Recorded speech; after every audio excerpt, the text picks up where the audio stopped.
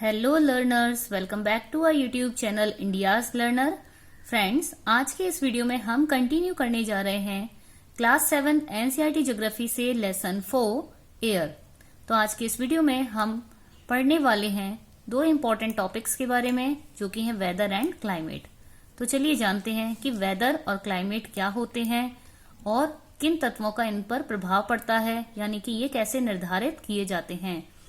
तो वीडियो में आगे बढ़ने से पहले आप लोगों से रिक्वेस्ट, चैनल को सब्सक्राइब कर लीजिए अगर नए हैं तो, और वीडियो को कम्प्लीटली देखिए। साथ ही अगर अच्छा लगता है तो उसे लाइक और शेयर भी जरूर कीजिए। तो बढ़ते हैं अपने फर्स्ट टॉपिक की तरफ, जो कि है वेदर, मौसम। मौसम क्या है, वेदर क्या है? Weather is the are to are day to day condition of the atmosphere. मौसम वातावरण की वह स्थिति है जो दिन ब दिन क्या करती है, बदलती है। और या आर टू आर यानी घंटे दर घंटे क्या होता है, वातावरण में जो बदलाव देखे जाते हैं उसे हम बोलते हैं मौसम। तो वेदर कैसा हो सकता है? It may be sometimes hot और ह्यूमिड और sometimes may be it pleasant. कभी कभी हो सकता है कि बहुत गर्मी हो, और कभी कभी वेदर कैसा लगता है, काफी ब्रीजी और प्लेजेंट वेदर महसूस किया जा सकता है। इन्हीं वेदर कंडीशंस को, इन एवरेज वेदर कंडीशंस को जो किसी पर्टिकुलर प्लेस पर बहुत लंबे समय तक, लॉन्गर पीरियड ऑफ टाइम महसूस की जाती हैं, एक्सपीरियंस की जाती हैं, ये डिटरमाइन करती हैं या रिप्रेजेंट करती हैं उस स्थान के क्लाइमेट को। क्लाइमेट यानी कि जलवायु को बताती हैं कि वहां का जलवायु किस तरह की होगी। ठीक है, तो आगे हम बात करेंगे किसके बारे में, वो कौन से की फैक्टर्स हैं जो डिटरमाइन करते हैं वेदर कंडीशंस को या क्लाइमेटिक कंडीशन को ऑफ अ पर्टिकुलर प्लेस। तो उनमें से नंबर फर्स्ट है हमारा टेम्परेचर, तापमान। तापमान किस तरह मौसम को निर्धारित करता है? तो चलिए सबसे पहले जानते हैं तापमान है क्या। The degree of hotness and coldness of air is known as temperature. तापमान वास्तव में क्या है, जो हम वातावरण में जिस हवा को हम महसूस कर रहे हैं वह कितनी डिग्री तक हॉट है या कोल्ड है। तो हवा का गर्म या ठंडी होना भी तापमान को निर्धारित करता है। साथ ही तापमान जो है, temperature, it changes not only between day and night but also from season two season. ये तापमान सीजन टू सीजन बदलता है और डे एंड नाइट कंडीशंस में भी आप इसको चेंज्ड कंडीशन में महसूस कर सकते हैं। यही वजह है कि जो समर्स हैं वो क्या होते हैं, विंटर्स की अपेक्षा ज्यादा गर्म होते हैं। Summers are hotter than winters. इसके साथ ही साथ एक और इम्पोर्टेंट फैक्टर है जो तापमान को क्या करता है, प्रभावित करता है, उसके डिस्ट्रीब्यूशन को प्रभावित करता है, अफेक्ट करता है, वो है इंसोलेशन। इंसोलेशन क्या है जानेंगे। इंसोलेशन जो सूर्यतप जिसे हिंदी में हम कहेंगे, ये क्या है? It is a incoming solar energy intercepted by the earth. पृथ्वी के द्वारा सूर्य के जिस ताप को रिसीव किया जाता है उसे इंसोलेशन कहते हैं, और वह भी तापमान को निर्धारित करने में क्या करता है, एक महत्वपूर्ण कारक है, एक महत्वपूर्ण फैक्टर है। हम बात कर रहे हैं कि जो इंसोलेशन है, यानी कि जो सन की सोलर एनर्जी है, वो क्या होता है, सूर्य की एनर्जी क्या होती है, इक्वेटर पर सबसे ज्यादा होती है। तो इसलिए इक्वेटर के आसपास के एरियाज क्या होते हैं, ट्रॉपिकल एरियाज काफी गर्म होते हैं। और जैसे हम क्या करते हैं, पोल्स की तरफ आगे बढ़ते हैं, टुवर्ड द पोल्स चलते हैं, तो क्या होती है, धीरे धीरे तापमान कम होना शुरू हो जाता है। यही कारण है कि जो पोल्स होते हैं वो क्या होते हैं, they all the time covered with the snow, हमेशा बर्फ से ढके रहते हैं। यहाँ एक फिगर 4.3 में एडिशनल इंफॉर्मेशन दी गई है, उसे देख लेंगे। वेदर इंस्ट्रूमेंट्स को यहाँ दिखाया गया है। वेदर इंस्ट्रूमेंट यानी कि मौसम के अलग अलग कारकों को मापने के लिए कौन कौन से इंस्ट्रूमेंट यहाँ पर दिए गए हैं, ये देख लेते हैं, क्योंकि कभी कभी एक्सरसाइज फॉर्म में इस तरह के क्वेश्चन पूछ लिए जाते हैं। तो देखते हैं कौन कौन से दिखे हैं। थर्मोमीटर, बैरोमीटर, रेन गॉज, और ये दिया है विंड वेन।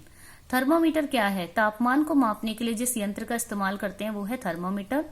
एटमॉस्फेरिक प्रेशर यानी कि वायु दाब मापने के लिए जिस हम यंत्र को यूज करते हैं वो है आपका बैरोमीटर।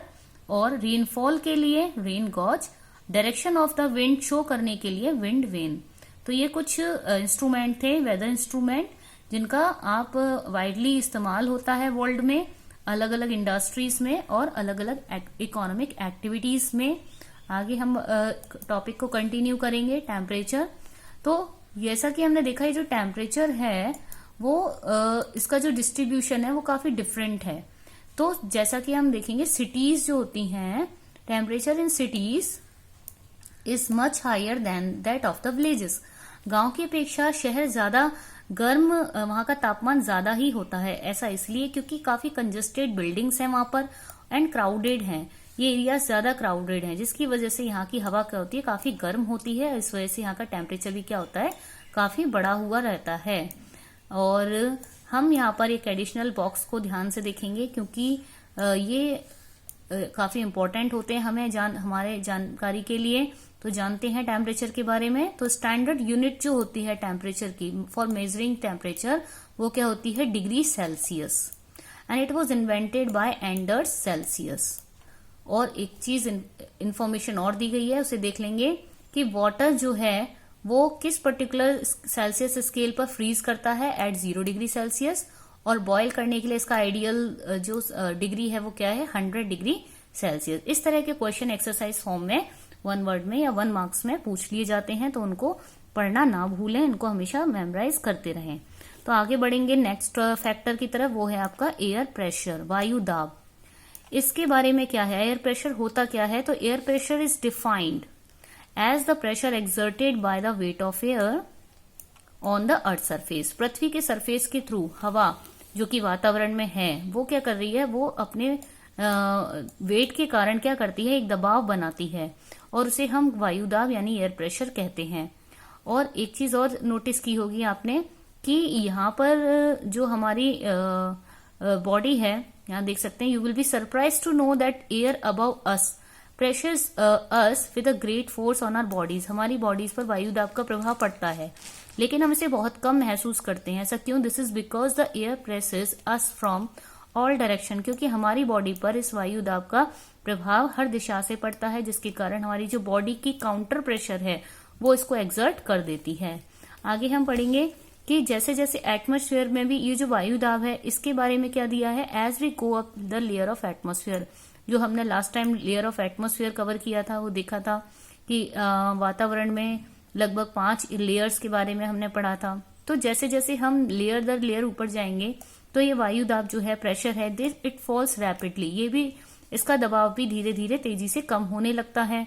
और सी लेवल पर सबसे ज्यादा वायुदाब महसूस किया जाता है, और इट डिक्रीजेस विद हाइट। और जितना ऊंचाई पर जाएंगे, माउंटेन्स पर जाएंगे, तो उतना ही कम होता जाता है। Horizontally the distribution of the air pressure is influenced by temperature of air at a given place. In areas where temperature is high the air gets heated and rises. Yes, अब यहाँ पर तापमान का वायुदाब के साथ क्या कनेक्शन है वो देख लेंगे। तापमान गर्म होने के कारण क्या होता है कि जो जितना ही ऊंचाई पर हम जाएंगे तो तापमान कम होता है। और यहाँ दिया हुआ है क्या कि where temperature is high the air gets heated. जहां पर जिन जगहों पर तापमान ज्यादा होता है, वहां की हवा गर्म हो जाती है।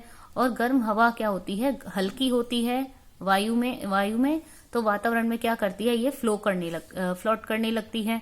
और लो प्रेशर, इन एरियाज को हम लो प्रेशर एरियाज कहेंगे। Low pressure is associated with cloudy skies and wet weather. और इसके इंपॉर्टेंट फीचर्स क्या है लो प्रेशर एरियाज के, cloudy skies and wet weather. तो वहीं जब टेम्परेचर कैसा होता है, लोअर होता है, तो हवा कैसी हो जाती है, ठंडी, यानी कि भारी हो जाती है, हैवी हो जाती है। और ये हैवी एयर क्या करती है, सिंक करती है, यानी कि बैठ जाती है ये पृथ्वी की सतह पर, और ये हाई प्रेशर एरिया क्रिएट करती है। हाई प्रेशर एरियाज के इंपॉर्टेंट फीचर्स क्या होते हैं कि sometimes it may be clear and sunny skies on that particular time when the lower temperature is received. अब हम बात करेंगे, air always moves from high pressure areas to low pressure areas. ये important factor है, एक point है कि हमेशा जो हवा है वो क्या करती है, हाई प्रेशर एरियाज से लो प्रेशर एरियाज की तरफ हमेशा मूव करती है। और एक इंपॉर्टेंट बॉक्स भी यहाँ दिया हुआ है, उसे देख लेंगे आप एयर प्रेशर के बारे में। On the moon there is no air, कि मून पर क्या है, कोई हवा नहीं है वहां पर, जिसकी वजह से जीवन भी नहीं है, हैंस नो एयर प्रेशर। और इस वजह से वायुदाब भी वहां महसूस नहीं कर सकते हैं। और इसी वजह से एस्ट्रोनॉट क्या करते हैं, they wear special protective space suits पहनते हैं, जो कि क्या होते हैं, they are filled with air. They go up when they go to the moon. If they did not wear these space suit, the counter pressure exerted by the body of the astronaut would make the blood vessels burst. तो अगर ऐसा नहीं करेंगे तो उनकी जो अपनी blood vessels हैं वो काउंटर प्रेशर की वजह से क्या हो जाएंगी, बर्स्ट हो जाएंगी। और इसी वजह से ये स्पेस सूट पहनना जरूरी होता है। मून पे क्या नहीं है, हवा नहीं है और कोई एयर प्रेशर भी नहीं है। और तो ये सारी कंडीशंस हैं, हमने पढ़ लिया। नेक्स्ट फैक्टर की तरफ बढ़ेंगे जो कि है विंड, हवा।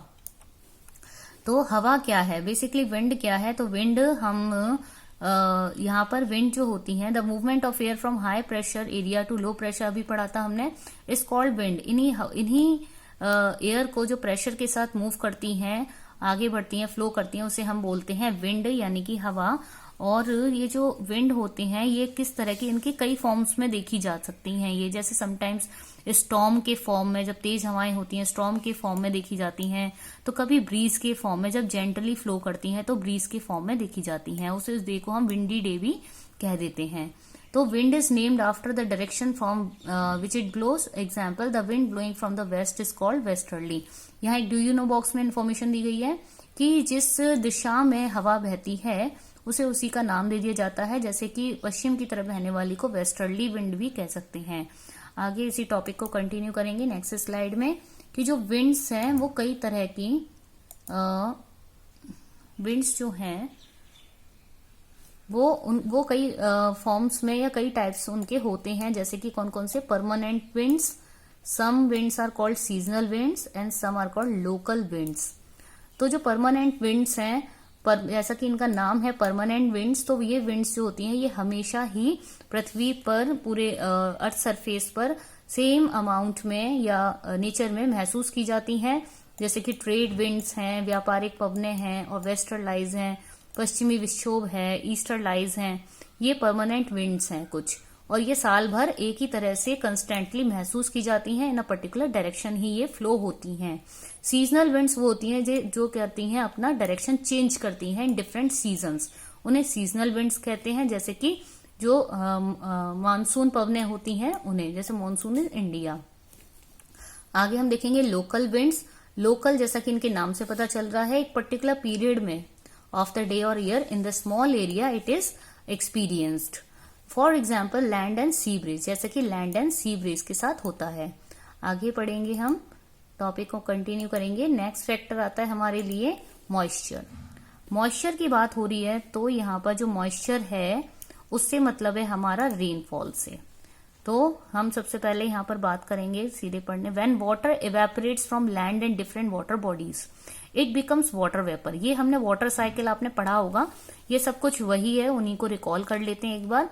कि जब पानी पर क्या होता है, सूर्य की एनर्जी यानी सन हीट रिसीव करता है कोई भी वाटर बॉडी, तो वाटर इवेपोरेट होता है और वाटर वेपर के फॉर्म में कन्वर्ट होता है। मॉइस्चर इन द एयर, तो इस तरह से जो मॉइस्चर आता है एयर में उसे हम ह्यूमिडिटी भी कह देते हैं। Air is full of water vapour, we call it a humid day, और उस डे को ह्यूमिड डे कहेंगे।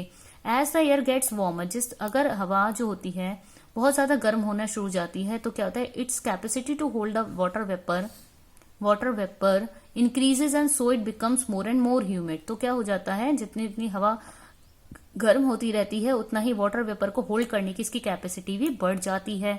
और क्या होता है आगे देखेंगे, तो उस when the water vapour rises, और वाटर वेपर जब बढ़ जाता है, इट स्टार्ट्स कूलिंग, तो उसको कूल करने की जरूरत पड़ती है। It condenses causing formation of droplets of water, तो ये कूलिंग की वजह से ये वाटर वेपर धीरे धीरे छोटे छोटे पानी की बूंदों में कन्वर्ट होने लग जाता है। Droplets of water form clouds, और इस तरह क्लाउड्स बनते हैं। फिर ये क्या होता है कि when these droplets of water become too heavy, और जब ये बहुत ज्यादा इनका जो वेट है वो ज्यादा भारी हो जाते हैं, तो क्या हो जाते हैं, they floats in the air, they come down as a precipitation, और फिर ये आगे जाकर क्या कर देते हैं, ultimately they comes down earth surface पर, ये वापस प्रेसिपिटेशन रेनफॉल के फॉर्म में वापस से आ जाते हैं। तो इस तरह से मॉइस्चर को हम पूरे वाटर साइकिल के थ्रू समझ सकते हैं, और इस तरह से पृथ्वी पर मॉइस्चर जो है कंडीशंस बनी हुई है प्रेसिपिटेशन यानी रेनफॉल की वजह से।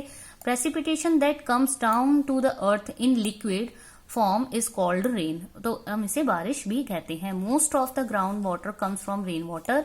Plants help preserve water, plants भी वाटर को प्रिजर्व करने में मदद करते हैं, और रेन वाटर ग्राउंड वाटर के फॉर्म में सबमिट हो जाता है, जो बहुत काम आता है हमारे।